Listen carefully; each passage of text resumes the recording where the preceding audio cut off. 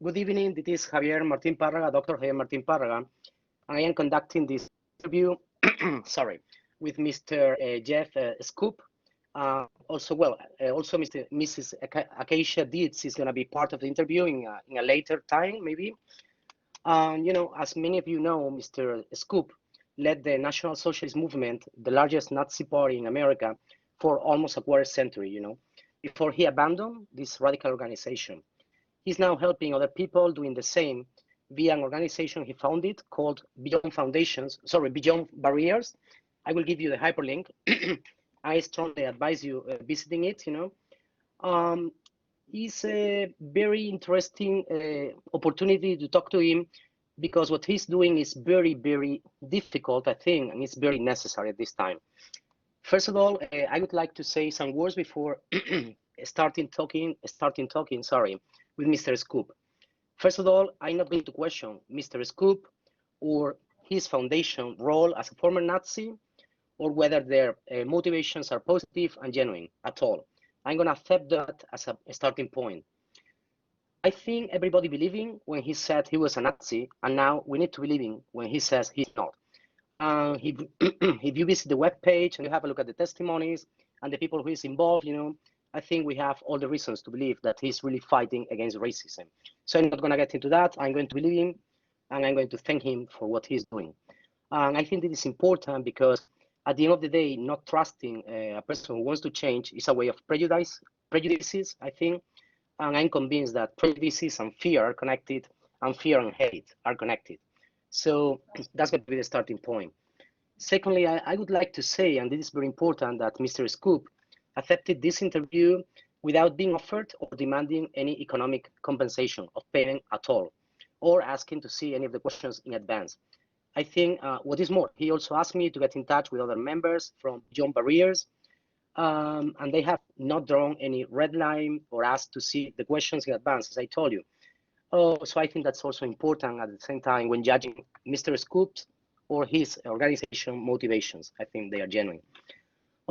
I'm obviously going to be polite. I'm going to be conducting this interview from a very positive point of view, but I understand that your past might be painful, and some questions might be maybe uncomfortable, something like that. Feel absolutely free to rephrase them or to say, Javier, I don't want to answer. And then if this interview is published with your consent, I won't include any reference to questions who had not been answered, okay? So feel absolutely free and relaxed because, anything will be approved by you before publishing. So I have Mr. Schoep's permission to record this conversation for research and educational purposes, and I'm not going to distribute this video with anybody else, By the way, when this conversation is over, I will give Mr. Schoep a copy of the video for the same reasons, okay? Well, first of all, thank you very much. It's a pleasure talking to you. It's an honor getting to know you in person. Thank you for having me. It's an honor to be here. Okay, thank you. The first question I would like to ask you, Jeff, is why and how did you start to be fascinated with the Nazi wall, with Nazism? I mean, I know your grandfather fought with the Nazis during World War II. I also know he didn't want you to be involved in this movement. I know you're not coming from a poor or a broken family, and I have the feeling that you are an unlikely candidate to become a Nazi, because I think that most people joining movements like the National Socialist American Movement or Skinheads or something like that, I get the feeling they come from broken families, from not very well-structured families, or from very poor, depressed backgrounds. Am I right thinking that, Jeff? No, I know that's where a lot of the research tends to point in those directions, but I think a lot of that is based on incorrect narratives and based on sometimes individual stories, because those particular instances of people that are going into these kind of movements, as the leader of the NSM for 25 years, we had different things on our membership applications. I would ask, not every single member, but besides what was on the application, I would ask people, well, what was your reason for joining? Because I was curious. I'm building profiles and things like that, to see who is going to make good leaders in those areas and things of that nature. So I was always curious about a person's background. On the applications, we asked, what if they had military experience, educational experience, these kind of things.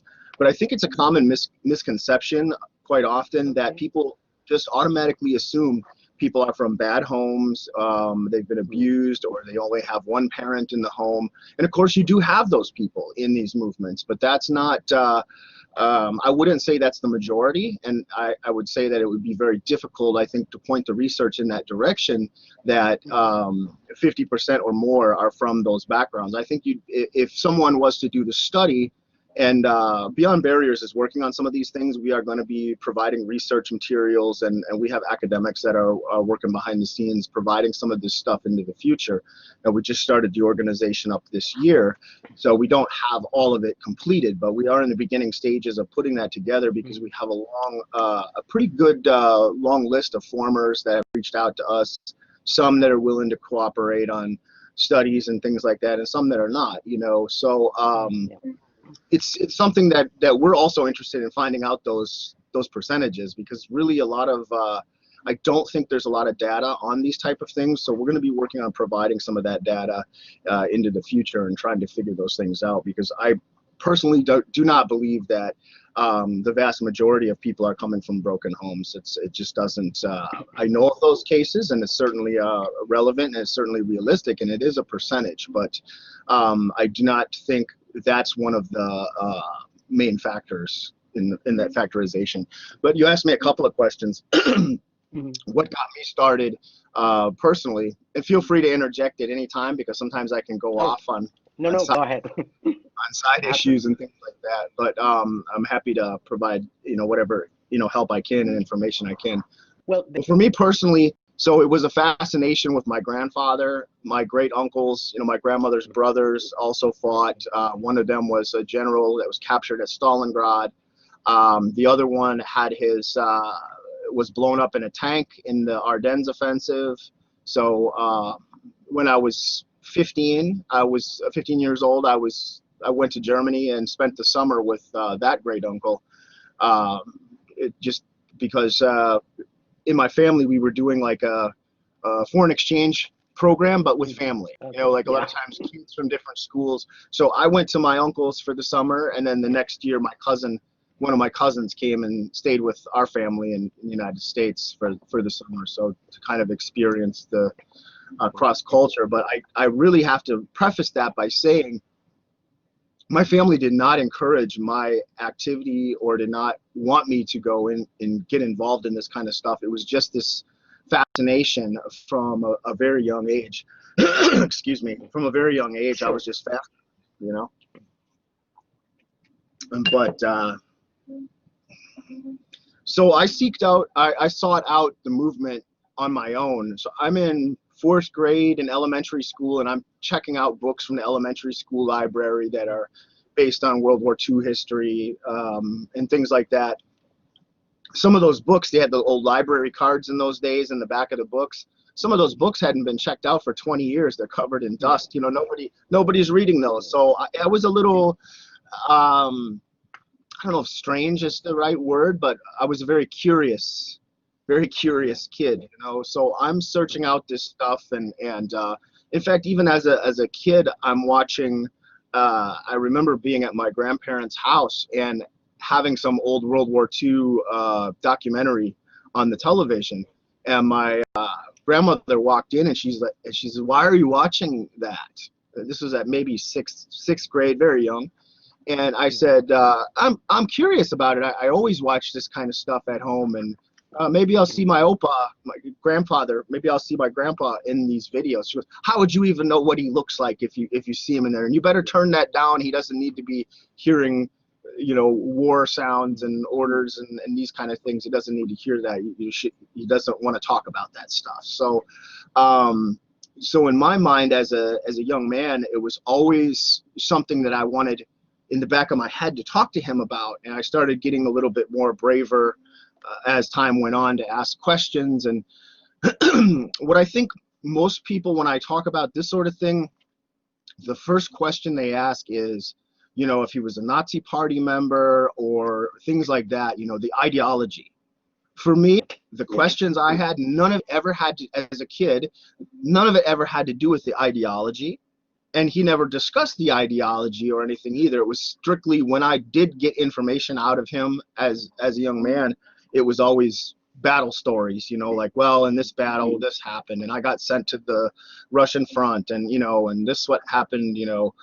My grandmother could tell me some things, what would happen with her family and her experiences in the war. And one of the, and like I said, I can get off on side topics real fast, but one of the things that we are looking into, and there hasn't been a lot of research done on this, but one of the things I learned about since being out of the movement is something called generational trauma. Are you familiar with that? Absolutely. Yeah. It's new to me since being out of the movement, because I wasn't aware of it. I learned about it from some Jewish friends of mine, and they had talked about generational trauma from the Holocaust. And now I'm not making comparisons, because different people's generational trauma is much worse than others. But so I found out about generational trauma, and that a lot of Jewish people do indeed have this, and examples of it, you know, from that experience. And what I learned after that was that a lot of Black Americans also have this experience due to slavery, and hearing stories transferred down, having that generational memories and things like that. And as I said, there's not been research done on this angle, I don't think, from the German side or anything like that. But some of the stories of the atrocities and things like that I heard, I believe, and these are things that haven't been researched yet, but I think we're going to be looking into this, is can generational trauma have been passed down? Hearing some of the stories, my grandmother and my mother, their family is from Prussia. So my mother and grandparents were German immigrants to the United States. I'm first generation. I was born here, but hearing some of those stories, I wonder about being thrown off of their land, being put in camps after the war, being and things like that. I wonder if maybe that's something that I definitely think it's something that we're going to be looking into, things like that, and seeing what percentage. Here in the United States, you only have so many people that may have had that history. But like, for example, if the study was done in Germany, I think it would be really interesting. You see what I say about side topics? I get off on all these different ideas, but Thank you. That's fantastic. That's fantastic. I'm happy you're talking about things I'm going to ask you. I was going to ask you now, because the first thing, well, I know you read Mein Kampf, being a teenager, Hitler's opus magnum, so to speak, great work, you know. But you read it because I know you were very curious with history. But how many self-declared Nazis, how many of the people applying to join the movement, do you think they really have read Hitler? Or what I'm trying to say is, do you really think many people joining are or were aware of the true meaning of Nazi ideology, or they were simply fascinated by the swastika, the tattoos, the black uniform, which is very cool? I mean, I hate Nazism, but their images are so powerful, you know. So that's something I wanted to ask you. And second question, which is related, you are talking about trauma, and that's fantastic. I'm sorry if this question is a bit painful, but being a very intelligent person, a person who is fascinated with history, how did you, Jeff, react to Holocaust narrations and pictures? Did you deny them, like David Irving, you know, this Nazi historian, or did you sort of justify it? And I'm sorry if it is a very painful question, but I think it's important. I'm happy to answer those. Let me do one at a time as far as answering the questions. So I'll start with the second one where you had asked about the Holocaust, and then I'm going to have you repeat the first question to me. It's just Absolutely. This is one of the things that I need to work on, is being able to remember, because I have so many thoughts going so fast. One question at a time for now. So thank you.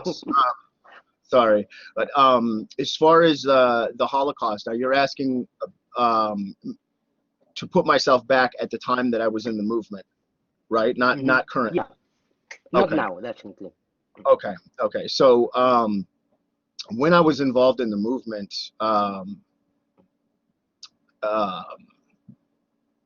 now I'm thinking about your first question because I want to answer them in order. Don't worry, I Um, remind you, sorry. okay, Doesn't matter, go ahead. this is the one thing that I need to really work on, is being able to answer multiple questions and going back and doing that. But as far as the Holocaust was concerned, now in school growing up and things like that, we were Holocaust education and covering World War II. That's all covered, you know. So those Yes. things, images were in the books, and interestingly enough, I believe that stuff was true growing up. Now, after I got into the movement, there's all this Holocaust revisionism and different people that research this stuff. And as you know, in psychology, there's something called confirmation bias. Okay, so as far as confirmation bias, this is also something I've learned more since I've gotten out, but I understood the concept, but I didn't know there was a term. So when someone asks, well, why did you believe the Holocaust revisionist material versus the historical stuff that was already there? So you have two sets of perceived facts. Once you're involved, you're behind the barriers, you're in that echo chamber or that bubble of the movement. Once you're inside there, everyone else, everything you hear, all the messaging is the movement. It's all encompassing. So you have two sets of facts, and somebody goes, well, the history books here say 6 million Jews, or whatever the number was, 6 million, 12 million.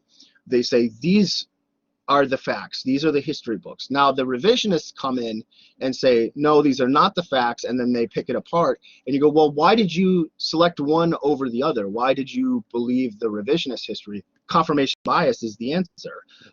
You believe what you want to believe, what the group think is. So automatically now at this point, I felt angry. I felt like, okay, I've been lied to about the Holocaust. This was fake. It didn't happen.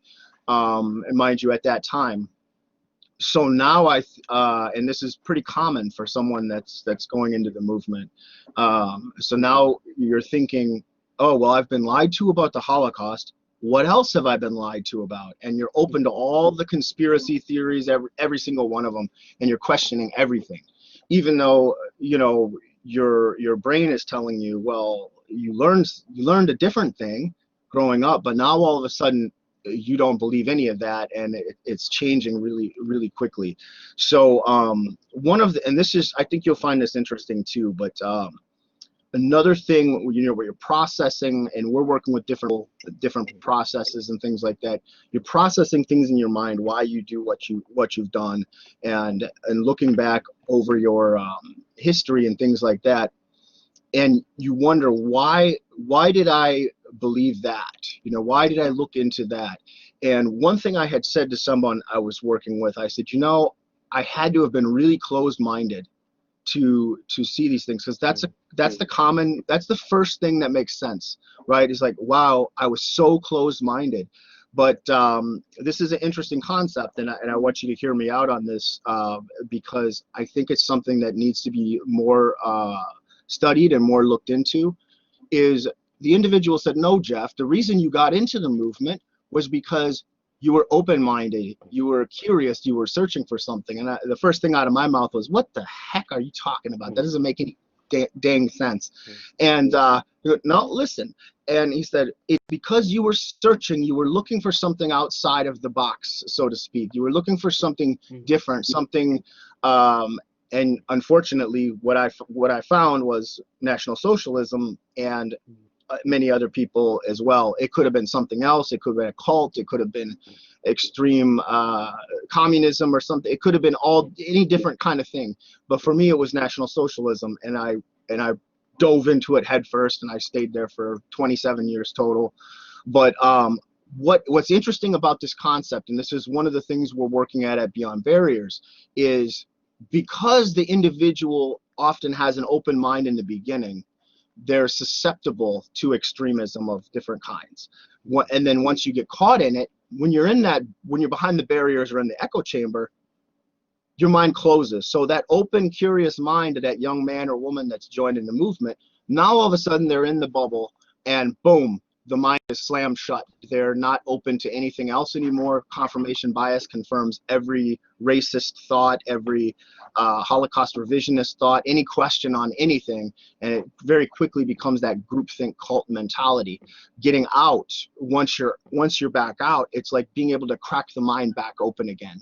And the process to that is, so that open-mindedness brought this person, and of course everyone's journey is different, but this is going to be for a large percentage of people, I do believe that, is they were open-minded enough to be looking for these strange ideologies that people shouldn't be, looking at. So now we have to use that same concept to reach them, have them sit down and talk to someone like I did with Daryl Davis or Dia Khan, have them sitting down and recognizing, because you hear stories from different people that have gotten out, and they'll tell their story. You know what? I hated everybody. I just hated everybody. And that's why I was in this violent skinhead movement. I wanted to beat everybody because I hated everybody. I just had this conversation with one of my former security guards in the NSM that's out. He's been out for a year longer than I have. And I told him, I said, people keep saying that everyone getting involved is about hate, that we all know that the hate is developed there. The hate comes, it is a huge part of it, but that is not the motivating factor for 90% of the people that are getting involved. Now you do have that element, and you if someone tells me, if I'm putting myself back as leader of NSM, going back in time, and someone comes to me and says, I'm joining because I hate this, I hate Jews, I hate blacks. If they're telling me that, the first thing that's going through my head is this person a sociopath? Is this person a psychopath? Is this someone that's dangerous, that's going to be dangerous for the organization? So there is those people, and believe me, I've come across a few sociopaths and psychopaths in these kind of movements over the years, but it's not the majority. The majority are joining this out of love, and I know that sounds odd, but this is the thinking. This was my thinking. This is the thinking of very many people in there, that they're being nationalists, they're being patriots, they're going to save their people. This is where it's coming from. This is where it's coming from the heart. And I know that people don't like to hear that, but it's the truth. I have no reason to make that up or to lie about it or anything like that. In fact, it actually probably hurts my credibility when I say those kind of things, because the public wants to hear it's all about hate. We wanted to murder millions of people. That's all it was about. And we didn't care about nothing. We were just a bunch of crazy hate mongers.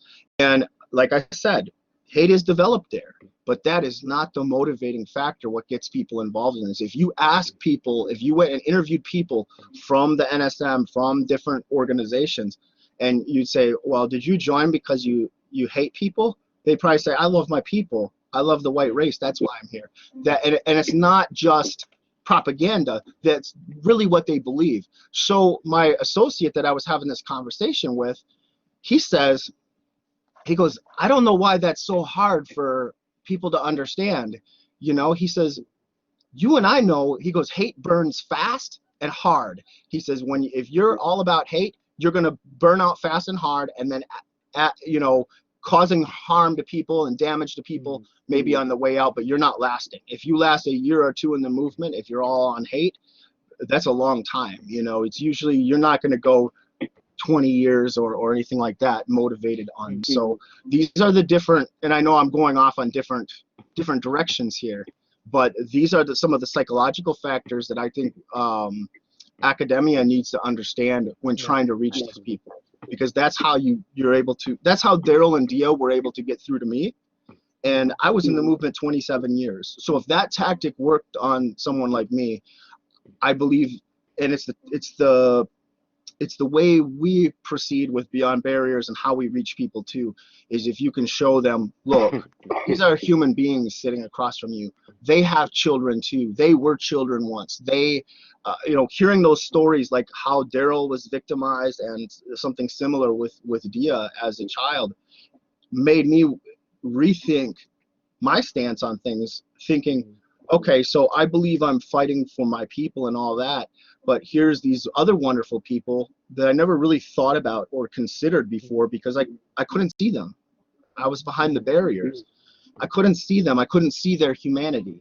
So after I was able to see their humanity through that vulnerability, them explaining, look, this is what happened to me as a child. This is how that movement that you were part of made me feel. And I'm looking at the big picture and thinking, okay, these are just two people.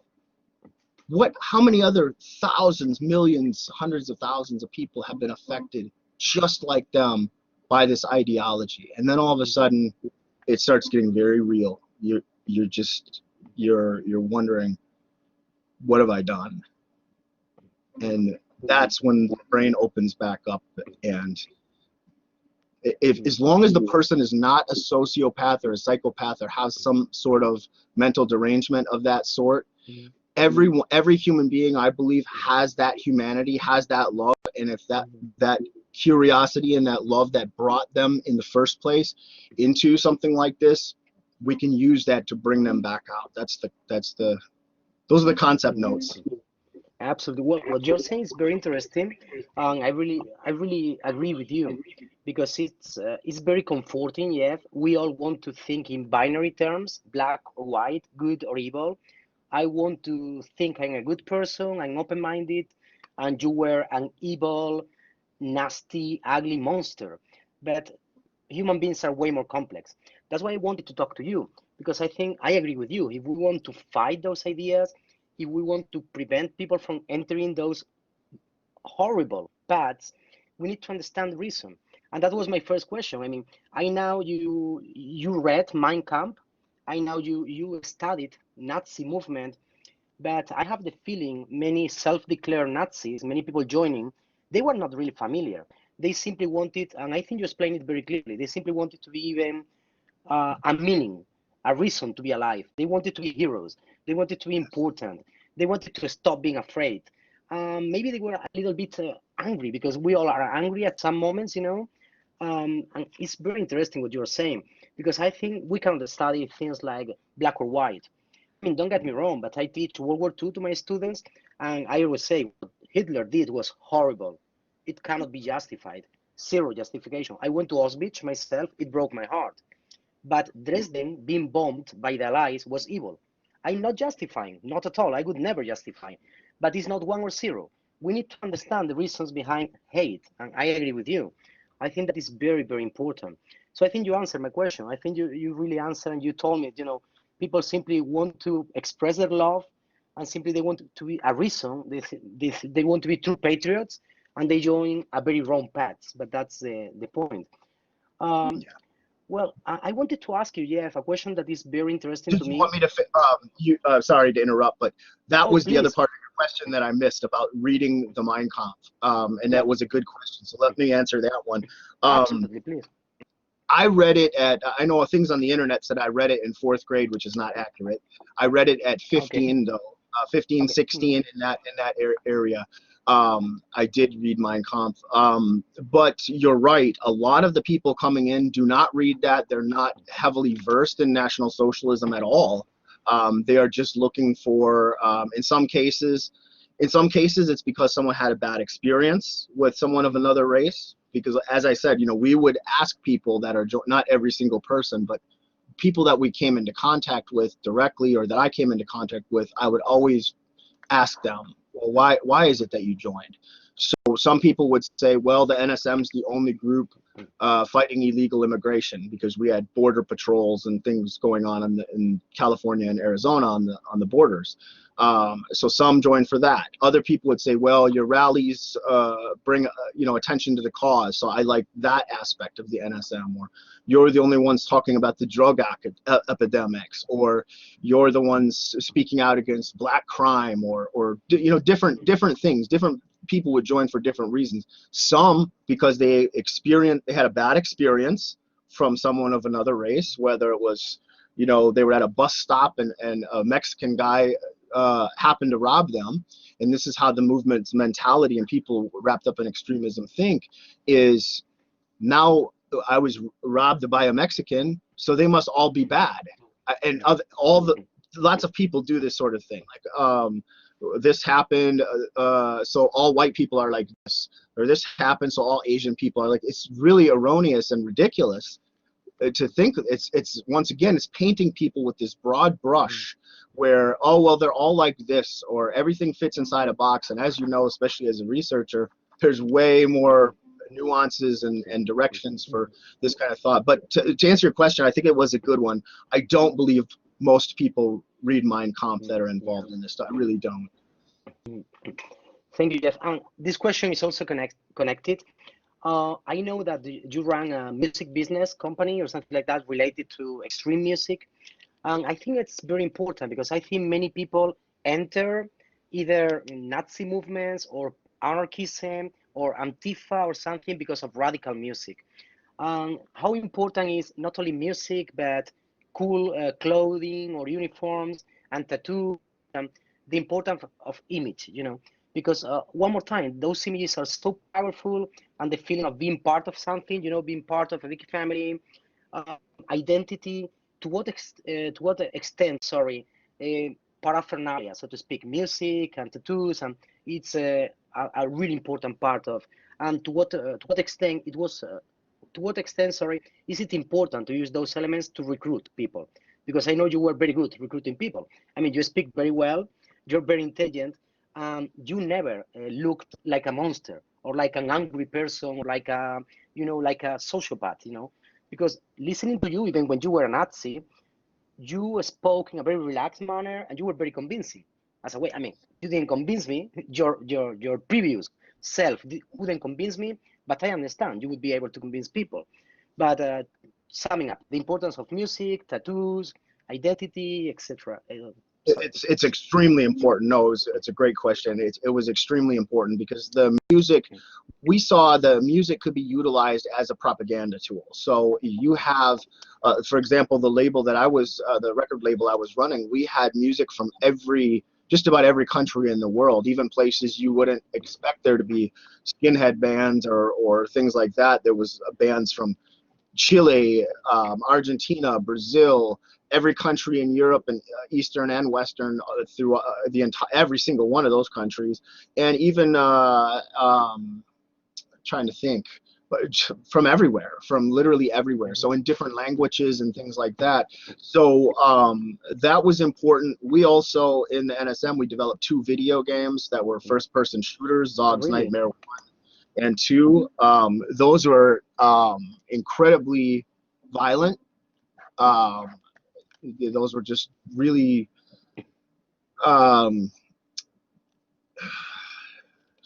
like Resistance Records did a video game called Ethnic Cleansing, and our point is basically at the time was to surpass that by 10 times, you know, to better graphics, better play on it, and things like that.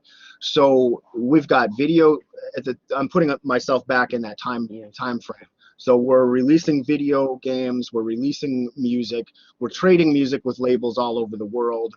The imagery is incredibly important. If you see, excuse me. Sure. If you see like NSM videos and rallies and marches and things like that from that time period, you're seeing flags, you're seeing shields with the symbolism a lot of times, and the black uniforms that that we had implemented in 2008.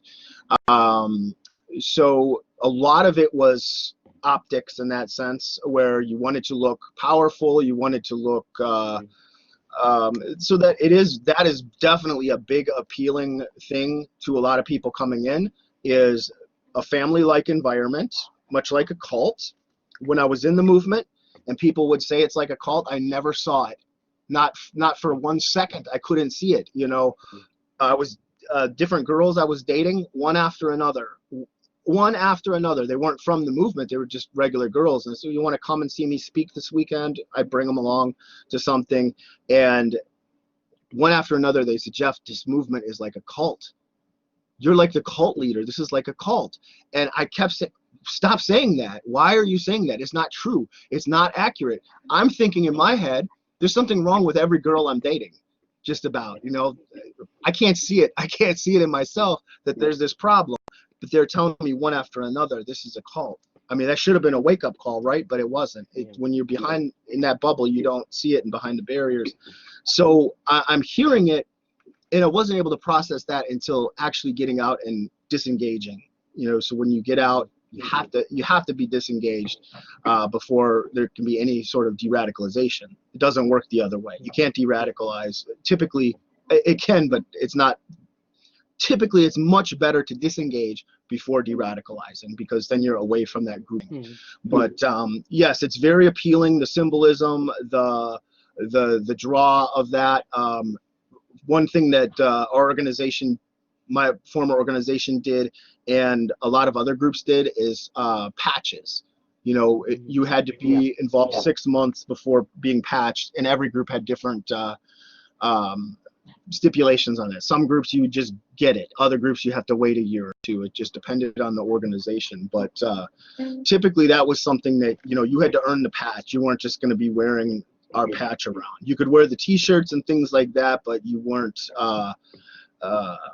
holding the patch was earned. That meant you're a full member. In bike clubs, motorcycle clubs, and things do things similar like that too. It's sort of a gang mentality. I think that answered most of the question. Absolutely, absolutely. It's very interesting because you are talking about bikers, and I wanted to ask you about Hells Angels, you know, because, well, I want to ask you something, and I want to be very clear. I'm not asking whether you or your organization did anything illegal. I'm not asking you that. But I know some groups, and one more time, not talking about you in the past, but I know some Nazi groups, you know, they also became profitable by using alcohol, drugs, even prostitution to engage people and even to be sort of profitable. I think about Hells Angels, for instance. One more time, I'm not asking you whether you perform, whether you did anything illegal. That's not the question. But are you aware that those type of illegal business can be run by certain Nazi groups in America? It can. I think I want to differentiate. You know, Hell's Angels is a motorcycle club. It's not.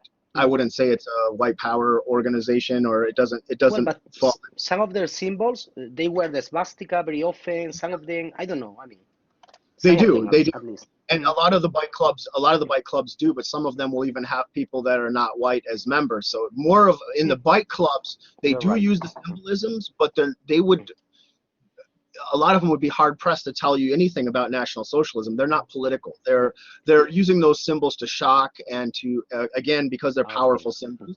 So that's why a lot of those groups do that. Now, that's not to say there isn't white nationalist type biker gangs, because there's a few, but Hell's Angels doesn't fall into that category. They're more of your what they call a 1%er, which is outlaw bikers. So outlaw kind of explains that all in itself. But they are not politically motivated. Those groups are motivated by for loyalty to the club, to the gang, whatever you want to call it. But it's a little bit different. But to answer your question about criminal activity in some of the groups, there is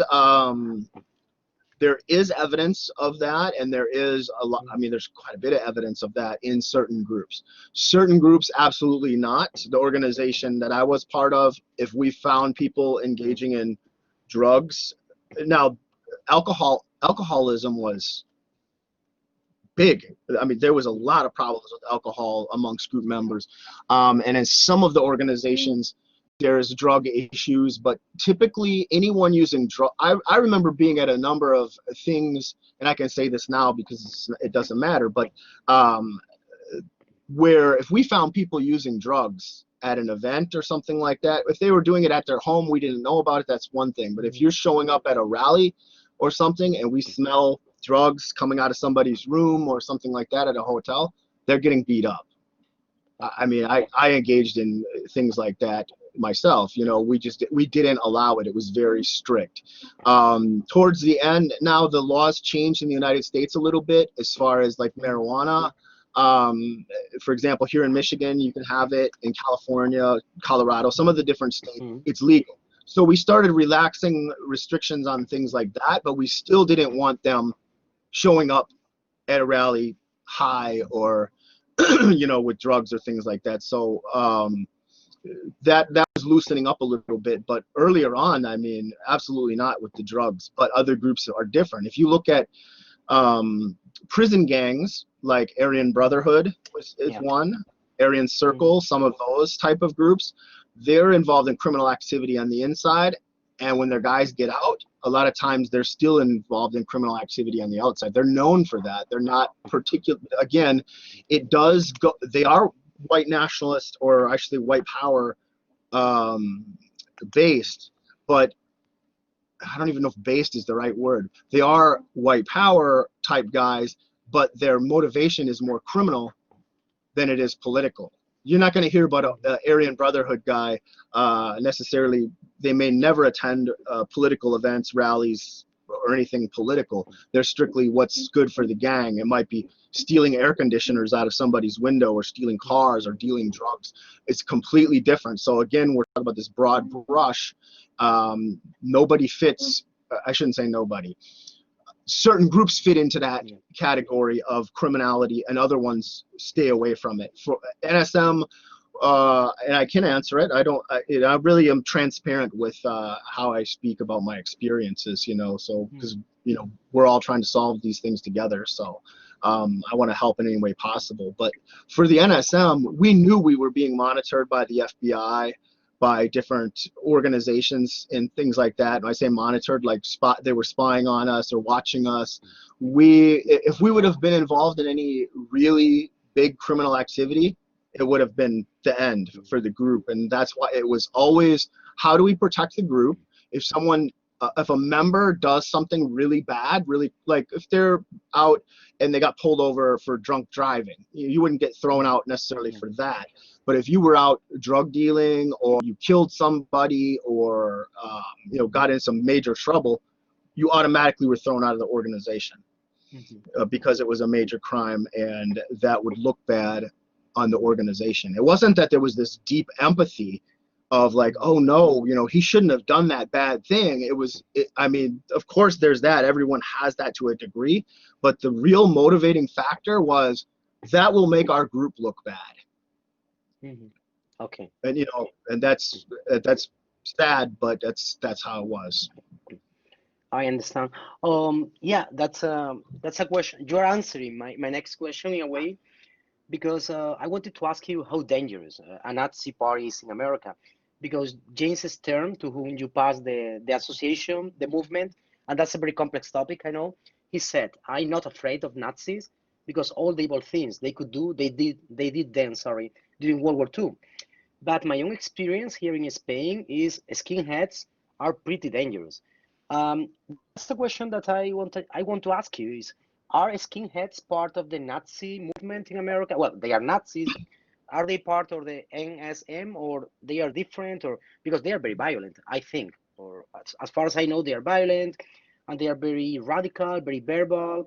One more time, when I listen to your former interviews, you know, you said things that, sorry, they were hideous, but you said them in a very convincing, relaxed manner.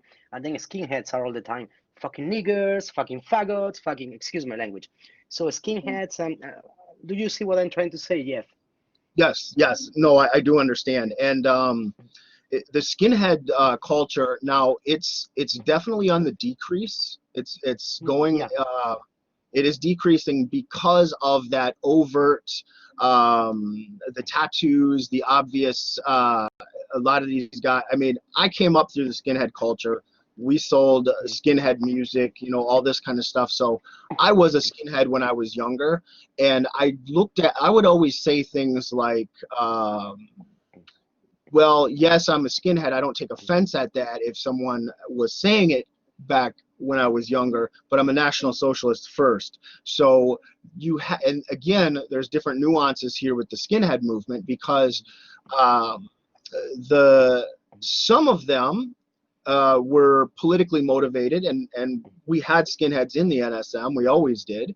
But we would say things like, well, we've got some of the more disciplined skinheads, because they had to, we had strict regulations and rules and things like that. You couldn't, one thing that people will ask about too is like at rallies and demonstrations, when we'd get into fights with Antifa, communists, and different groups, never, not once in my 27 years, or at least in the 25 years that I was running the organization, not once was anyone from the NSM ever arrested criminally at a rally. Not once, because our rules were so strict. If you were hit, if someone hit you, you could defend yourself and then you could fight, but not until you were attacked first or you were in that kind of danger, because we knew the laws as far as how that worked in the United States. So we could fight, but they would have to strike us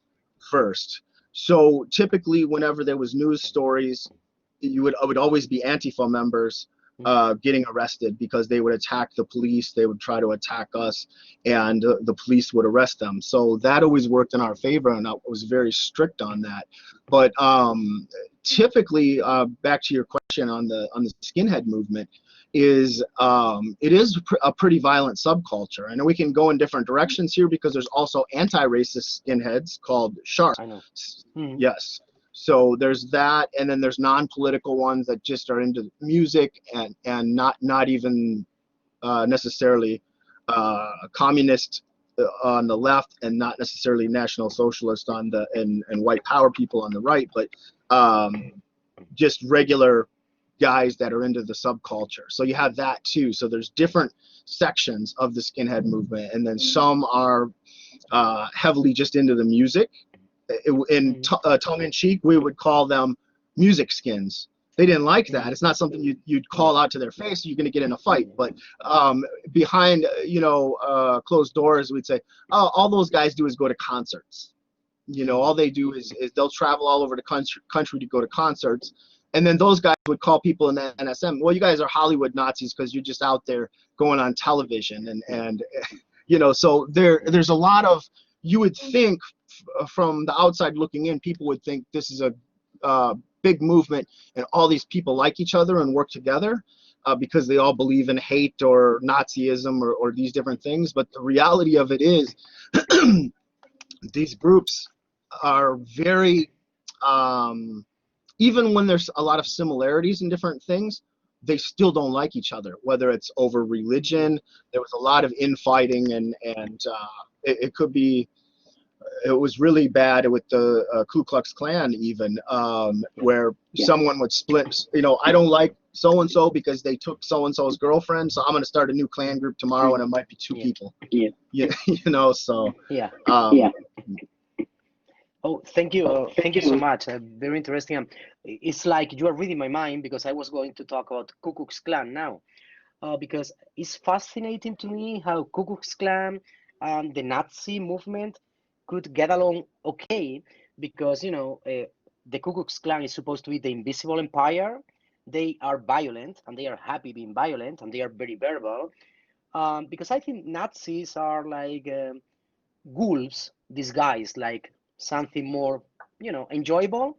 But the KKK, they are what they are, and then religion is a key point, because I know you, I watched an interview from you, and you said you followed Odin or Loki or something like that. I don't know to what extent you still believe in paganism or not, or is philosophy or religion. But KKK people, they are hardcore believers. They are very traditional. They have the cross. And Nazism, even Hitler, was pagan, 100% pagan. If they believe in that, I'm not sure. But in any case, how can KKK people and the Nazi men get along so well? Because sometimes, I don't mean at the rallies, but many times they are together. So, do you see my point, Jeff? Yeah, that's a good question. There's I sense a few questions in there, so I'm going to try to answer them. But as far as the Klan goes, there's two different, very distinct branches. We talk about there's probably hundreds of different Klan groups. That's not what I mean, but there's two different schools of thought as far as the Klan goes. One is what they would call a traditional Klan group. And traditional Klan groups typically did not work with Nazi groups. I was in the last 3 years or so before I left, in that time period, I was making some inroads and alliances with some of the traditional clans after we dropped the swastika and we changed it to the Odo rune. So now all of a sudden, traditional clans, not all of them, but I was actually speaking at traditional clan events, and that is the true, like, invisible empire, because they're not guys that are typically out in the streets. They're very secretive. They're doing things out on farms that no one's seeing. Media is not allowed at most of that stuff, and it's very underground or very secretive. Now, the other school of thought or the other branch of the clan, they may call themselves a visible empire sometimes, but they would be a modern clan. A modern clan will work with National Socialist, Skinheads, other groups more often than not. So you have that, but the clan is heavily based in Christianity. So for example, I introduced you to Acacia. She went with me to a traditional clan event and had never been to anything like that before. And she said, and she's the daughter of a Christian preacher, a minister. So she said, this is like church. They're talking like church. It's church. And I said, well, that's the club. That's the religious leader for the clan group. That's why it sounds like church, because they're very steeped in ritual and all that kind of stuff. But so that's one thing that the clan uses specifically to hold on to people, is this belief in Christianity and why they do what they do. It's steeped in religion. Now, as far as groups like the NSM, our policy on religion was, and I specifically made this policy, the organization is much older. The organization started in 73, 74 by people that served with Commander George Lincoln Rockwell in the original Nazi party. So the NSM is a very old organization, but when it joined, there wasn't handbooks, there wasn't like rule books. So at some point I had noticed, probably back in the 90s, there was a lot of infighting over religion. Like you asked about the pagan, Odinism is the word you're looking for, or Wotanism, depending on. Yes, and there's that. There's Christianity. There's all these different religions. Creativity, which is like an atheist, American-based atheist type of thing. Traditional Christians, Christian identity people, Catholics. We had all kinds of different religions. So I said, we're having a lot of problems in the group with people wanting to fight each other over religion, because the Christians will say, well, we'll work with you Odinists now, but after the race war, after Civil War, you're all, if you don't accept Jesus, you're done. And they say people, and vice versa. So we put a policy in, I put this policy in place in those handbooks saying religion is for church, home, and family. That, we have the right to practice any religion they want, except religions that would be considered harmful to the white race.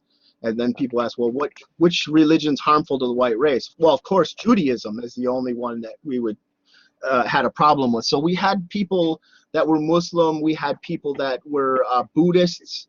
Not a lot, but a couple of Buddhists, a couple of Muslims, a couple of people of different faiths that you wouldn't expect in there. That is very strange mix. But that was a policy that kept the NSM from having a lot of problems over the years, because I noticed that early on that religion was very divisive. It was a big issue. So I took that infighting point out of the equation and said that anyone proselytizing or pushing their religion on somebody else was, that was against the rules, so you couldn't do it. So by that, but we still wanted to know, the NSM still wanted to know what your religion was, and that was to build these psychological profiles to understand how, why, and all that kind of stuff, and what the dynamic was of the membership. So if I was to guess, by the end of around the time I was there, the membership of the NSM was probably about,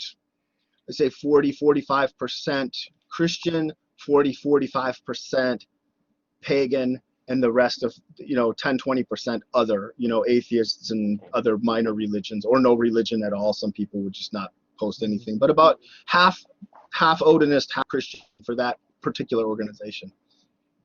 Mhm. I think it's very, very interesting. I, if you agree with me, sorry, if you agree to talk to me some other time, I'm very interested. It's very interesting you talk about Muslim people, because I know you're also helping people escape from radical Muslim things like Al Qaeda, and that's fascinating. But I don't think it is the time to talk about it. But that's very interesting. Can we talk about President Donald Trump? I know he's not a Nazi, but he's never been shy. He's sort of flirted with not Nazis, but Proud Boys. Some KKK members have been supporting Trump. Steve Bannon is, well, I would like to talk to Acacia about Steve Bannon and the power of the media, etc. I mean, I think one of the worst things Donald Trump did is showing Americans speeches like the one you defended in the past are acceptable. They are politics, and they are not. I mean, you and me can agree. We can talk and debate about being more liberal, less liberal, paying more or less taxes, abortion, yes or not, limited or not. But saying that Jews are evil, that's not politics. That's not acceptable.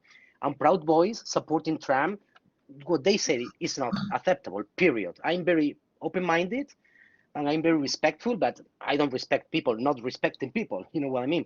And I think Donald Yep. Trump has normalized that way of hating.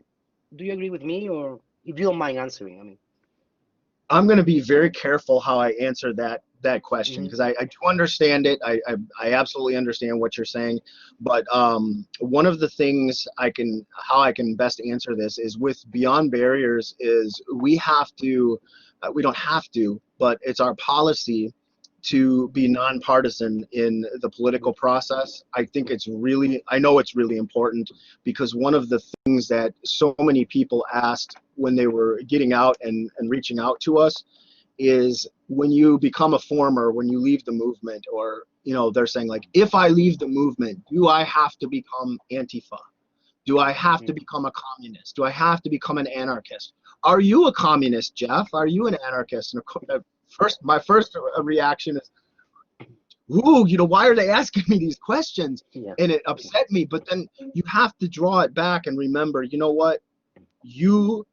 I thought that exact same thing before I left. Like, if you speak out, if you're a former, that you have to do that. And part of that mentality comes from, well, the paranoia of the movement is part of it, because you don't see the gray area.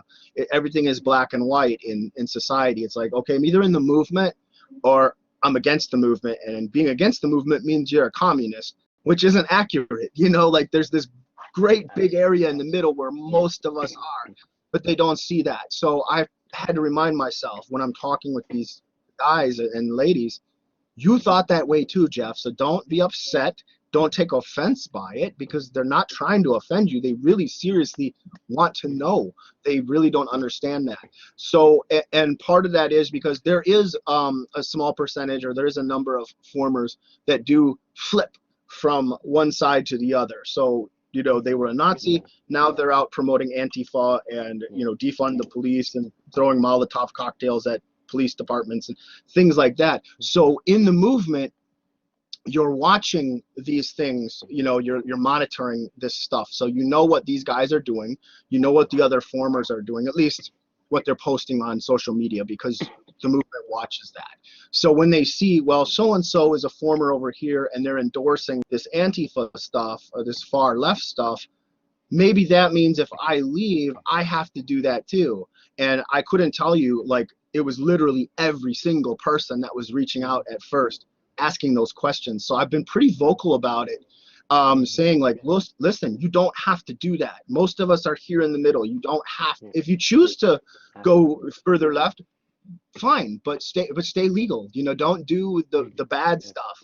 So we'll say that, because personally, what we're seeing is, in those cases when someone does go, like, one day they're in the movement and the next day they join the Communist Party or something like that, they're still an extremist. They've not disengaged and they've not de-radicalized. They've simply switched their form of extremism. So, so there's there's that. As far as shoot, what was the? I think I lost track of the question. Well, It's going off. don't worry. I'm going to rephrase because I understand and I think it's very important to be non-partisan for your organization. So I'm going to Yes, rephrase because that's I right. really like your answer. I'm going to talk about my own country. In my own country, I don't know how familiar you are with Spain, but there is this new political party, Vox, and this party is being advised by Steve Bannon and David Duke, the great dragon from the KKK. He came here to congratulate them, and they are talking about multicultural garbage or dumpster for places with immigrants. And they are asking women to go back to their houses, not to be important anymore. And they are calling women aborting killers, and they are hating. They are hate groups, you know. And I think they are becoming, their message is becoming legit. Well, it's not legit, but media and people, and I think 10 years ago when you said we hate Jews, people would call you, you are an idiot, excuse me, or you are crazy, or you are angry, or what the hell are you talking about? But now this party, they have 50 members at our parliament, which is crazy, yes. 50 damn members out of 350. So they have a lot of power here in Andalusia, like my state, you know. They are part of the government, and they are making business with a conservative party. And conservative is okay, or liberal is okay, but this is not. So do you have the feeling that these radical messages are becoming acceptable? I mean, today you could be a parliamentary member in my country with the ideas you had from the past, not with your new ideas. But it would be easier for you to be a parliamentary member hating than being polite and respectful and understanding and loving the way you are now. And that's crazy. Why is that becoming acceptable? Yes. Do you have an answer? Or, well, not an Oh answer, yeah. but any idea about? No, that's a great question, and you're right. And this is something that's made the work that we do quite a bit more difficult recently because, and this is another thing that I've heard people say that are coming out. Some of the people that have mocked me for leaving, that have, said like, oh, you're out now, but the things you predicted years ago are coming true. We're seeing that sort of thing. So that's what you're saying is some of the rhetoric and some of the talking points and things like that of the movement, unfortunately, have become mainstream talking points, and it's stuff that's being talked about in society. And I have a perfect example for this, actually, that I think is both interesting and disturbing. Is back in the 90s and in the early 2000s, the NSM and groups like it, would talk about race war, civil war, these type of things. And it got to the point where, I don't know the exact year, but it got to a point where, as a party or as an organization, we said, we need to stop publicly talking about race war and civil war because it's probably not going to happen. And a lot of the old leaflets that we had, like denouncing communism and things like that, it's like, we are so, it was cutting edge back in the 90s. Now it's outdated. Nobody's talking about communism anymore. When you talk to the public about communism, they don't even know what you're talking about. They'll say the Soviet Union fell. You guys are so off base. So we were thinking like, that's not a good recruitment tactic to use anymore. All of a sudden 2020 rolls around and everybody's talking about communism. It's like, and they're talking civil war, they're talking race war. These are terms that are being used openly, and it's like, what happened? Why are these things, these terrible ideas and these terrible statements that were sort of shuffled under the rug, so to speak, you didn't hear about anymore? Now all of a sudden it's mainstreaming, and it's incredibly dangerous because the media, the power of the media, and when that sort of thing is talked about by mainstream people, it sort of lends itself this legitimacy that it shouldn't have. It's not something that's that we want for the country. It's not healthy. It's not anything that's good for anyone. It's horrible for humanity as a whole. So some of that, those ideas and things coming into the mainstream is incredibly harmful for the public messaging. But why is it happening? That's a good question. Mhm. There's a lot of strife. And also the COVID-19 pandemic, because people Yeah. are being more isolated. It's more difficult. They're spending more time online. They're searching for their answers on the internet, and you've got so much mixed messaging coming from different places. It's fueling those conspiracy theories. It's fueling paranoia and lack of social interaction. For a lot of people, human beings need that. So like when there's studies that have been done on people that have been put in solitary confinement in prisons, Mhm. it's done to a lot of places have laws against that because it's psychologically so damaging. But in the United States, there's a lot of people that are stuck in solitary confinement in prisons, and I think it's Yeah. incredibly bad for their mental health. And I think we're seeing some of that on a very degree with the COVID pandemic. Is it's making people that are already depressed, it makes them worse. They might be more suicidal and having all these mental health issues that are arising from it. Well, thank you. You answered my one of the final questions was regarding COVID-19, and how this pandemic could foster or promote, hate. And I agree with you. I think it is the perfect time for a Nazi ideology to spread, or for paranoia or conspiracy, or etc. etc. I'm happy you talk about prisons because, I don't know if you have watched that documentary 13th, which is a great documentary, and the population of American people in prison is crazy. 1 out of 4 black persons in prison, 1 out of 17 white men in prison. It's like, oh my gosh. And many people, I think, they enter prison being petty criminals, being stupid teenagers maybe, and they go out being Aryan brothers. Yes. I think you can escape the Nazi party. I'm not sure you can escape Aryan Brotherhood. Maybe you can. I hope you can, but I think it's way harder because you were talking about that. It's like systemic violence, and so I think sending a person to prison is necessary sometimes, but some other times is absolutely wrong. I mean, I don't know whether it's absolutely wrong, but it's counterproductive. That's the word I was looking for. So thank you Yes. for answering that.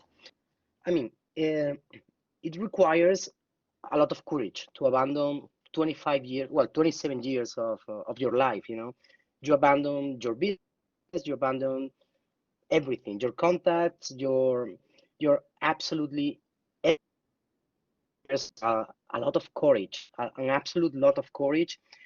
I'm very interested about how are you feeling, because you have declared very often that Jewish people, they have been very supportive, very forgiving to you, which is great, even when you were very nasty to them. That's great. I think many American people are forgiving you, and are understanding what you are doing. But can I ask you something personal? Have you completely forgiven yourself? Because I have the feeling that what you are doing is because you want to, not people to forgive you, but to be able to look at yourself in the mirror and to be able to say, well, I'm doing something right. I'm no longer the former Jeff. Because one more time, you didn't ask for money to talk to me, and you are so kind and so nice, and you are doing it absolutely for free. And it might even be dangerous, because some people, some sociopaths, they might not like you abandoning the movement, and that this can even be dangerous. So if you don't mind me asking you, have you completely, are you forgiving yourself by doing these activities at the end of the day, helping others but also yourself? That's a good question. And I can explain that. As far as forgiving myself, I don't know that there's a a really short, concise answer for that. I Mhm. think the work that I do now, part of the reason why I do what I do now is because of my past. I mean, I could have done. There's any other career or things I could have went into doing out here. I know business. I was good at business. Mhm. So those are things that I excelled at. But as a human being, I felt as if I need to be able to do something to set right the things that I had done wrong in the past. And I put out a lot of hate, a lot of negativity, a lot of bad energy, and a lot of bad vibes out into the world. for years and years and years. And I think it would be remiss for me as an individual, wrong to just simply retire and walk away and never talk about it again. It would be easier. Oh, absolutely. It would be so much easier just to walk away and never talk about it again.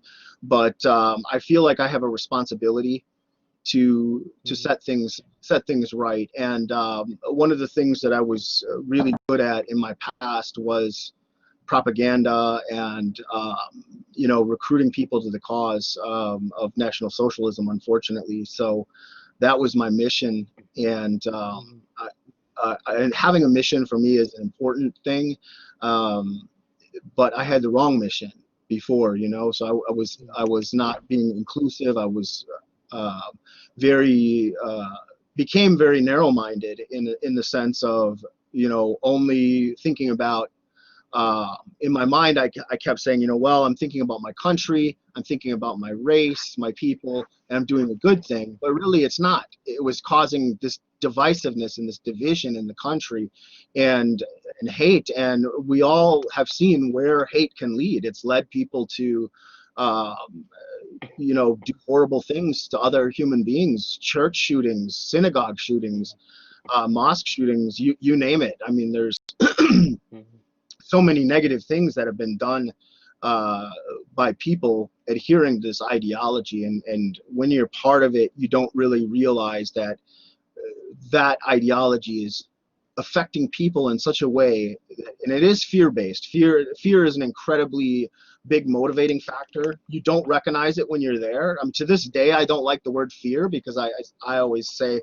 I'm not afraid of nothing. I don't like that word even. But the honest truth is, it is fear-based. The movement is reacting off of fear. It's fear of being replaced. It's fear of being victimized by people that they don't understand or they don't know. And I think it would be interesting to a lot of people that even when we were in the NSM, the only reason I met Daryl and Dia was because I approved that they could come and film around us. So this idea that at the time that I thought, I'm going to use this opportunity to propagandize the public. These shows will be shown on television, and we'll recruit from them. That's how we always used the media over the years. It was a tool. I used to refer to it as a pardon my language, but the prostitute and her pimp, and people say, well, was the media the pimp, or was the movement the prostitute, or the other way around? And well, it doesn't matter. It's just this ugly relationship. It's an ugly relationship. So that's what I was doing, and little did I realize how that would backfire on me in the long run. I became friends with two of the individuals that I sat down with. That I work with Daryl to this day at Beyond Barriers. He's one of our volunteer staff, and Dia is a friend to this day as well. So that definitely backfired on me, but in a good way. So we're trying to replicate that and reach the public with that type of rhetoric and thinking, to be able to touch their lives. There was another part of the question, and now I lost it again. Oh, no, it was basically that. So absolutely, I was asking you whether this was like a redemption path for you. So thank you. I think you answered yes, it perfectly well. Very much so. Yeah. There's a saying. One more thing. There's a saying. Oh, I'm sure. sorry, but there's a saying over in the United States that when life hands you lemons, you make lemonade. If you understand that. Definitely, I'm using the skill set that I have from my past instead of, yes, I carry that guilt and the shame and all that sort of thing that I've done over that time. But what's the best thing I can do as a human being? I can say, okay, well, Jeff, you had these skills. You were able to build this organization to the largest of its kind in the country.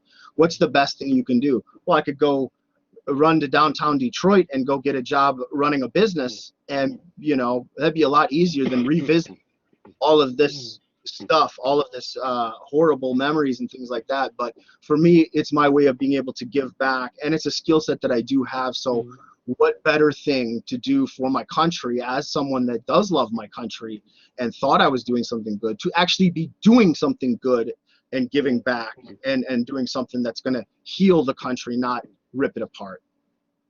Thank you. There is a question. It's very complex. Well, I was having a look at the movement's webpage. I having a look at some of the 25 foundational ideas or something like that. And I got the feeling some of them are not Nazi at all. Like when they talk about, defending family in a very old-fashioned Christian manner, I think more than Nazi, or the way they oppose abortion.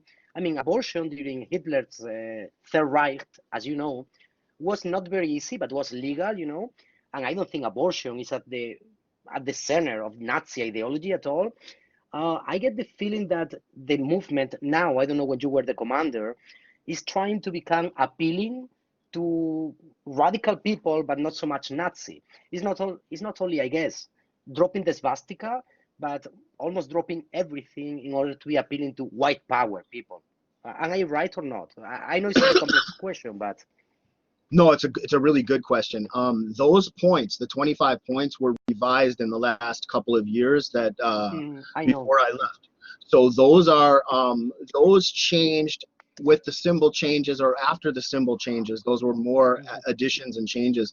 And the things like specifically, like you mentioned, abortion, you're right. That wasn't something that was going back into the Third Reich.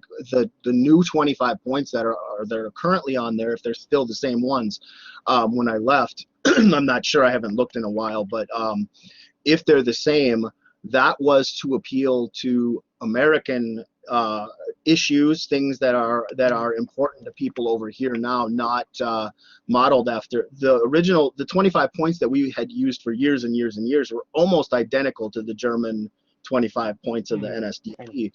Now they're completely different. So those things were changed. So I was going to answer your question and say yes and no. Yes, that part, yes, but the no part is, and you may find this interesting, but one of the things that I was trying to do when I was changing the symbolism in 2016 and forward from that, and then changing the 25 points, was to become, well, it was twofold.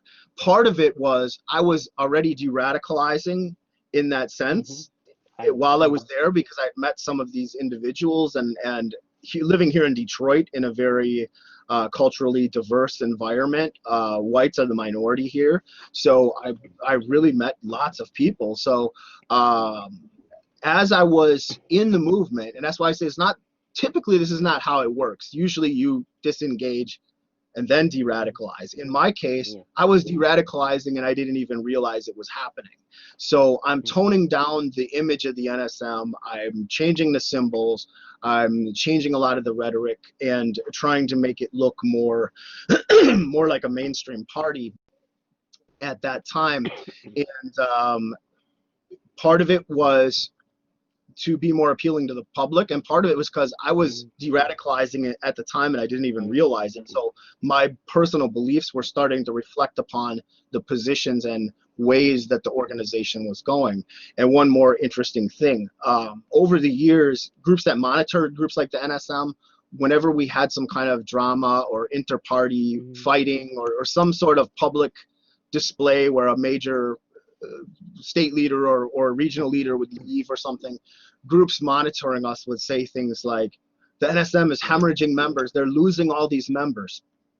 And I always thought it was kind of funny when they'd say it, because, well, we lost 2 or 3 people, 2 or 3 people in this controversy, 3 or 4 in that one, 2 in that one, just, it wasn't large numbers. When we changed the uniform when we changed from the swastika to the Odo rune, we lost, and no one ever realized this because we were very tight. We didn't talk about stuff, negative things like that publicly, but nobody realized we lost more members over that symbolism change than all of the previous controversies combined, and none of these groups that monitor us had any idea. They just thought, oh, well, they're changing to modernize or whatever, but they didn't realize we lost 12, 15 members. And at any time before, it was always 2 or 3, 4 maybe. So it was interesting to me at the time, like, wow, we lost all these people, but because of the symbol change, and some of them were mad, saying, we abandoned the symbols, and we're trying to appease the public, and it doesn't going to matter because they're still going to call us Nazis and things like that. But the no part of your question is the NSM still carrying out those things that I had done before I left? No, they have changed back to the swastika. They're actually, I did glance at their website the other day, and they have a statement up there in German now. It says National Socialist Movement, and it's got the German translation below it. So they've got somebody working on the website and things like that. But what was interesting to me was, okay, now they're flying. We had banned the German Nazi flag from events for quite some time. If someone was showing up with that, it was not somebody from our group, because we didn't allow it. We thought I felt that it was not good for the image and things like that. Since I left, they've brought back German Nazi flags. They're speaking in German, have German words on there, which I always felt was alienating to the American public. And they're using the swastika, not the Odo rune. And what's most noticeable besides that is the way they're behaving in public. When for years, the National Socialist Movement, going back, we had rules before rallies and things like that, where you would say no racial epithets. You can't say, I don't need to say the words, but you can't say negative words, and you can't swear. You shouldn't do that. And the first thing I've seen in videos they've released since I've been gone is they're out in the streets calling homosexuals names, calling black people names, just baiting. And to me, it looks like a cartoon version of what it was before. It's like it was like they're being more offensive than the Klan, but the stuff coming out of their mouth, and people's ears don't even listen to that. Like that's not maybe it's better they are saying it, because I don't think they'll recruit very well with those tactics. So I won't pick apart the tactics, because I think it's probably better that they're that vulgar and hateful now. I better clarify what I mean by that. I think No, but I understand you. Don't worry. Okay. I understand you 100%. Okay. Maybe they are being clever at the end of the day, Jeff, because the more moderate, between inverted commas, attitude, not using the N word or not being so overt, so cartoonish, maybe now is a good business opportunity, because as I was telling you, some traditional conservative parties, they are accepting many white power ideologies, like this party in Spain. They don't have the swastika, so if you are a radical white man full of fear and anger, you can join this legal party, this mainstream party, So maybe now the Nazis need to be cartoon Nazis to be appealing to. But I guess the problem is then it's going to become more violent, even more violent, And I guess we were talking about the skinheads or some branch of the skinheads, and I get the feeling those wars and that can create fire, because we are in a very complex situation. I'm afraid, anything can start a fire, because Antifa is doing, oh my gosh, and then many movements, not only Nazis, they are. So and COVID, we were talking about it, and paranoia, and people buying guns and drinking a lot while at home. And so a great fire can start, and that could be useful for Nazis at the end of the day. So maybe they are being, maybe they know what they are doing, because to me they look pathetic and they look ridiculous. It's like a bad movie parade. But maybe they have a very clear target. I don't know if you see my point. No, I do, and you could be definitely right, because I think the dynamic of the membership now has changed quite a bit. There was quite a few that left when I left, and soon thereafter, in the next months and things like that, there was quite a few people that left, and we still have a steady flow of people coming out of different organizations and things like that, which is a good sign. But I think you're right. I think they are definitely trying to attract what they would consider like a hardcore, already fanaticized type of member. They're going for that dynamic. They're thinking, we don't need somebody. I know the mentality. I know the guy that runs it because he was my chief of staff. So I'm sure that's likely the mentality is we're going to get the hardcore members and we're going to weed out anybody that's not like street fighter type, street activist type of individual, because I think they probably see them as not being useful to the organization. I have a couple final questions, and thank you so much for your time, Jeff. The first one is, it should be very difficult to contact people wanting to escape, because maybe many young men and young women as well, they want to escape this movement, but they want to escape, but they don't, and maybe they cannot approach you yet because they are not ready, and you need to try to get people, because at the end of the day, you are recruiting for the good one. You are recruiting for a good cause, not for the bad one. But at the end of the day, what you are doing is very different, but at the same time very similar. You're recruiting people out of hate. How do you spot a Nazi who doesn't want to be a Nazi anymore? Well, who is starting to question whether he wants to be a Nazi or not? Because both Acacia and you talk about how difficult it is to notice. I've read many interviews, or one interview with Acacia, and she says, well, I was not a racist. I didn't like many things, but I was like, well, maybe it's my family or they need me. And she was starting to wonder. So how can you spot a person who is starting to wonder? Because it might be very difficult. You're right. It is, and it's a pretty delicate process to do these type of things, and to be able to make those connections and see those things. Because one of the things, and there's more research. These are some of the things that we're going to be researching, like how effective is it? The counter messaging is something we're working on, and putting out things like that.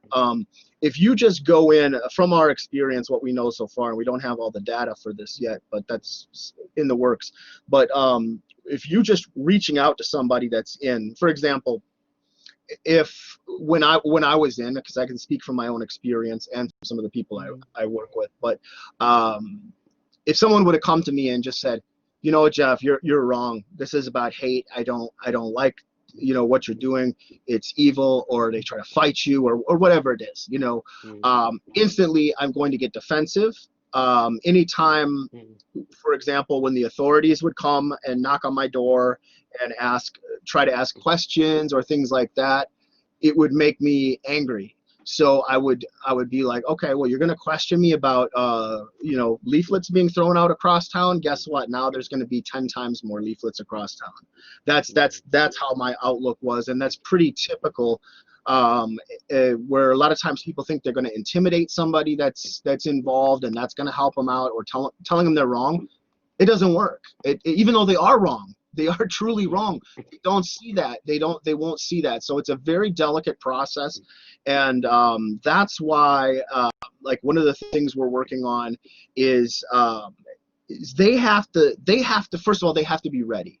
They have to be ready to want to change and to be open to other ideas. And then if they reach out, it's a lot easier, because if they're reaching out or they're having a conversation, and it's not just like threats, because we do get that, especially with the work we do. It's definitely dangerous. There's definitely a lot of safer things one could be doing with their life and time. But they do, if someone's reaching out and they're not threatening, they're just asking questions, they might even be calling you names. We engage with them. We'll say, well, why do you feel that way? Or what is it about this? And then they're open for dialogue. And that's what we've noticed by sitting with somebody, and even if their ideas and their things that they're saying are so ugly and so hateful, by listening to them, showing them that respect, that even though their ideas are hideous, you're still able to listen. Now it's you have your turn to throw back some ideas and suggestions their way and try to get them to see your point of view. And they will listen at that point because you listen to them.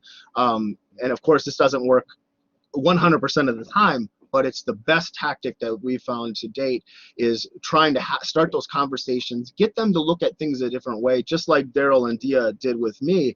It didn't work instantly, but it caused me to start questioning things in my mind and trying to work through those processes while I was still, running this organization. So it was, for me, it was a lot to process when I was that busy. If someone's disengaged from the organization, it's a lot easier to do. But to answer your question, counter messaging, like reaching out to them, it can be tricky because they will automatically be defensive.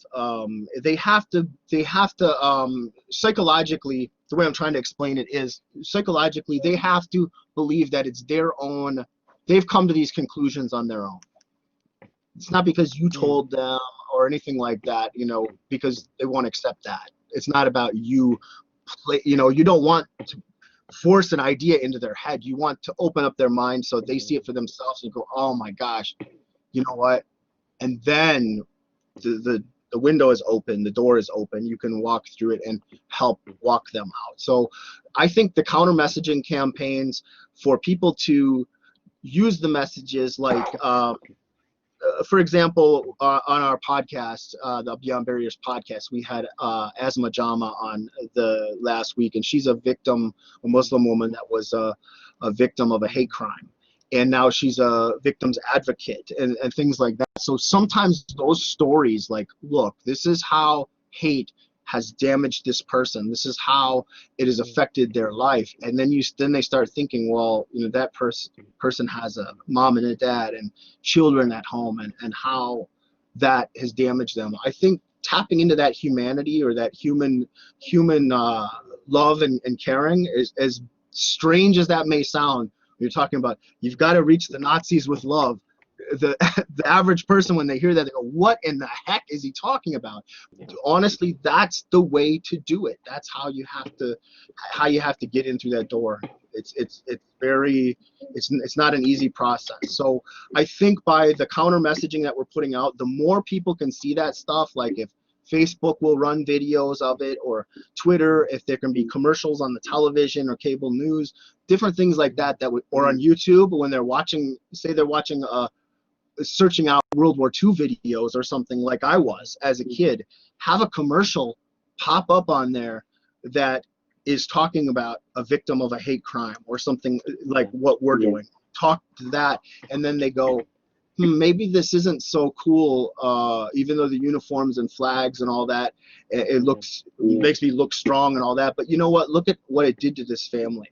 Look at what it did to that person. And then start humanizing the victim and humanizing their story, not just saying, oh, well, there's a pile of dead bodies there from 1942. I mean, that's sad and horrible also, but it's, a lot of times it's a disconnect because, that was 100 or 80 years ago.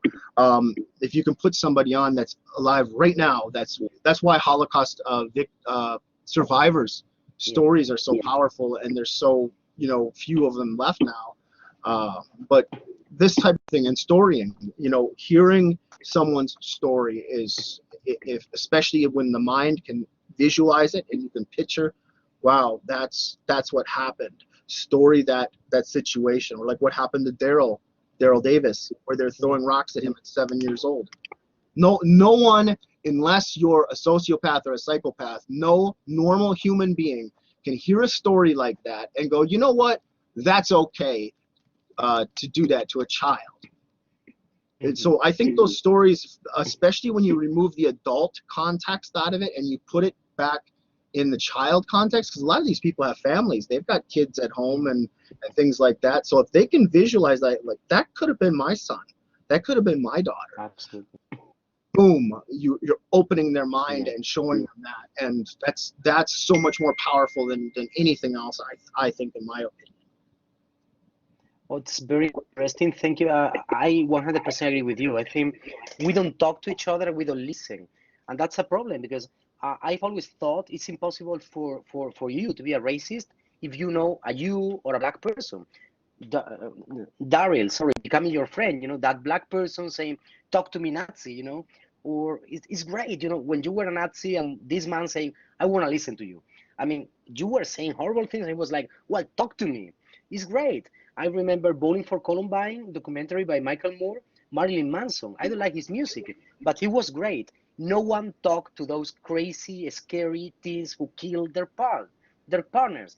It's great. That's the point, I want to listen to them because if we don't talk to each other, we keep being afraid of things we don't understand, And I think you are 100% right. We need to fight hate with love, not with hate. If you say you are a disgusting Nazi, I'm not talking to you anymore. So I really agree with you. And I think at the same time, it's very dangerous for you, Jeff, for your reputation, because some people say you are still a Nazi, and obviously, if they see you talking to Nazis in order to help them escaping, they're going to say, well, he's a Nazi because he's texting a Nazi or talking to a Nazi. But how can you help someone if you don't get in touch? So at the end of the day, it's the cycle, So I don't trust you because you talk to Nazis, so you shouldn't talk to them. So at the end of the day, we don't listen to each other. And how? So I really understand your point, which is great. And Well, I'm glad you brought sorry. that up exactly. That I just addressed that issue on Twitter in the last 2 weeks or maybe last week. I posted something about that because I've been accused of that. They said someone had said he still talks to Nazis, so we know he is a Nazi. Yeah. So I posted. I said, hey, some woman criticized me because I talk to Nazis, and I was like, of course I talk to Nazis. I'm not trying. There's nothing to hide about it. Of course I talk to them. If I don't talk to them, how can I reach them? How can I help them? How can I keep bringing them out? Of course I'm talking to them. So and the feedback on the thread was really good. Like all these other people were piping in, and some were former extremists and some were people that work in academia and just saying, yeah, exactly. What are you supposed to do? What can you do without dialogue? So that's incredibly important, and it is difficult sometimes, because I have to once in a while, not so much anymore, but once in a while when I see things like that, when someone will criticize me, it'll be frustrating. I'll be like, yeah, I just need to, sit and do something else for a little bit, calm down, because it's like people will say, well, how do we know you're not a Nazi? Like it's a common question. And on one hand, I think to myself, anybody that knows the movement, it's like, you can leave. Like say someone leaves, nobody really knows, and they're just quiet, and then they re-radicalize and go back, or whatever is going on in their life, they go back. That happens. But once you speak out, you're worse than their worst enemies. You are like the traitor of the worst, absolute worst kind. There's no going back. I can say from a leadership standpoint of when I was in, there was an individual that we found out and this guy had been in the movement for almost his entire life. Like he was a well-known individual. He was a leader in our organization, and we found out that he went to his local church and denounced us in front of the congregation, and stood up there and denounced us. It wasn't in the news. It wasn't, but we had people in the area that saw it, and it did happen. So someone had asked me, well, what if he just was having a bad day, or like we should try to bring him back. We're not bringing anybody back that denounced the movement. Not now, not ever. That doesn't happen. It's not acceptable, and that's sort of one of those unwritten rules. You can't. So that's when someone questions it, that's the first thing that comes to mind is you can't go back, even if you wanted to, and you re-radicalized. Once you've spoken out, there is no going back. So, so that gets a little frustrating sometimes, and a lot of people I think would just say, you know what, if they're gonna keep calling me that and they're gonna keep saying these kind of things, then I'll just go do it. Or you know what, I'm gonna stop doing this and not do anything. So, but I'm not that kind of person. I mean, clearly just from my history in the movement, nobody could talk me out of it for 27 years until I woke up and got it in my own head. So they're not going to stop me from this mission either. So I know what I'm doing now is right. Unfortunately, I thought I was doing right before and I wasn't, but this time is truly right. So, we're going to keep doing this work and trying to pull people out no matter what anybody says. There's always going to be critics. I know guys that were out of the movement for 20 years now, and some of the public guys, that speak out, and they say every once, even now for them, guys that have been out that long, once in a while, they'll still have some, well, you're still a Nazi. That's just, that's the society we live in. The polarization is so extreme that people don't see these other things. So. Absolutely. Well, my final question is about money, because what you're doing, it requires money, and sure, because, well, you are talking to me for 2 hours without getting any money, and you're running a web page, and you're doing podcasts, not only you, but you and your team of people, that requires money. Are you getting any support? I mean, I know you accept donations, but do you get like any kind of federal money, or do you get is anybody helping you? Because what you're doing is time consuming, energy consuming, and money consuming for sure. The Nazi Party got fees, soul music, etc. You're not selling anything at your web page. You're not asking for money. So how do you survive?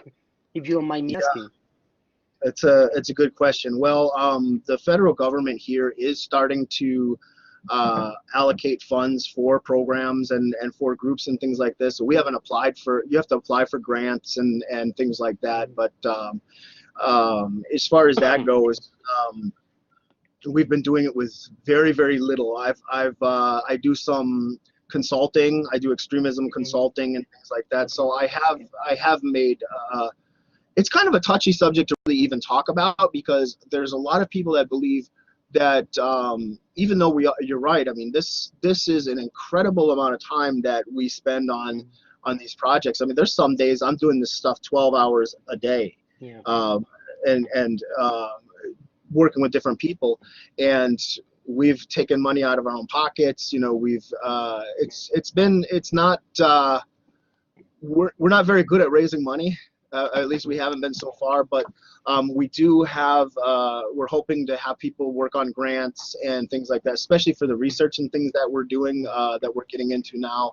I'm a public speaker, so COVID sort of put the brakes on that. Like, we were just starting to speak out and publicly, and then COVID hit. So a lot of it's volunteer work, so we're very underfunded, to say the least, and our people are working for free basically. So well, thank you so much, Jeff, for everything. It's been a great, extremely interesting conversation. As I told you, I'm going to, well, it's being recorded tomorrow because it's late now in Spain. I will send you a hyperlink with the video. Thank you so much. I'm going to try to do my best to get this published, because I think it's very important. Before doing so, I will obviously send you the interview for approval. And if you don't mind, we can be in touch. And I would like to talk to Acacia for some minutes regarding mass media and propaganda, because I've read some of her work at her webpage. I mean, your webpage, Light Upon Light. And I think I would really like to talk to her if she doesn't mind in the future. Yep. But thank you so very much. I mean, it's like, I remember the first time I got to know you was by watching a documentary, La América del Odio, the America of Hatred. John Sistiaga, this journalist from Spain, visited you.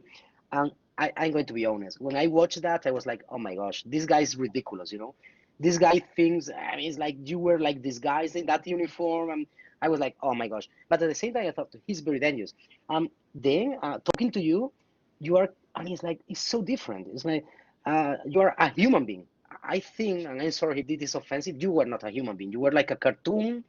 You thought, I think, I'm sorry if I'm offensive, I think you thought you were very important, but it was so ridiculous. It was like a teenager playing G.I. Joe, And today I see a very brave person, because I think being brave is not being violent and not hating.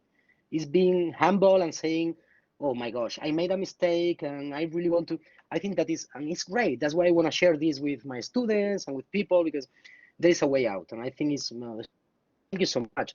I'm sorry, some people is skeptical, because, at the end of the day, we need to trust people changing. Because if we trust people saying they are evil things, we need to trust people saying they are not anymore. Thank you so one of much. one of the first groups that reached out to me was the Simon Wiesenthal Center, which is a Yeah, Jewish organization. And of absolutely. all the groups, they have been so good to me, and stood by me all this time. I just met Rabbi Cooper last week or the week before, and but I've been working with their Midwest director and then the people out west as well for over a year now. They came out right when they found out when I was out. They came out immediately to meet with me and were really helped me incredibly, because I was still struggling when I got out with anti-Semitism. I was still having trouble with anti-Semitism when I first got out. Racism was gone, but that was the last thing to let go of. It was so deeply ingrained, and they have been absolutely phenomenal and incredible people. The Jewish, which makes it even, you feel even worse, better but worse. Like another former had said to me, he goes, how was your speech at the synagogue? Because the first thing I said to the Wiesenthal Center was, because like, well, what do you want to do with your life now? And I said, I'm going to speak out when I'm ready. And they're like, well, that's going to be hard. I'm sure that's going to be hard. I said, nah, I've been speaking for 25 years. It's what I do. It's easy. Boom, boom, boom. It's easy. And he laughed. My friend Rick, he laughed at me. He goes, Jeff, it's not going to be as easy as you think it is. I said, why not? It's what I do. I'm good at it. It's easy. And he goes, no, you'll see. He goes, but you're going to be talking about yourself. You're not going to be railing against illegal immigrants. And in the movement, it was never about self. It was always, the politics, the group. You never had to talk about yourself or your personal stuff. Now you're getting up in front of crowds of people going, I was wrong. I was really, really wrong. And I was ashamed for it. That is the hardest thing as a man, I think, that a person can do. It was so incredibly hard, but it's rewarding in the sense of you're doing something right, and the people's reactions to like they sense it and feel it, just like sitting across from Dia and feeling her pain, how I felt when she had gotten to me. Other people can see it when something is affecting you, and they know it, and they've reached out with like incredible love and forgiveness and all these things that we probably don't even deserve, for the stuff we've done in our past. So it's pretty incredible, and I'm just really happy to be able to. Hopefully, I'll always be able to keep doing this because it's so important. Well, thank you so much. Well, we'll be in touch via email. Please be safe, because the whole situation is so complex now. So keep working. Thank you so much. I promise to be in touch. Thank you, Jeff. Awesome.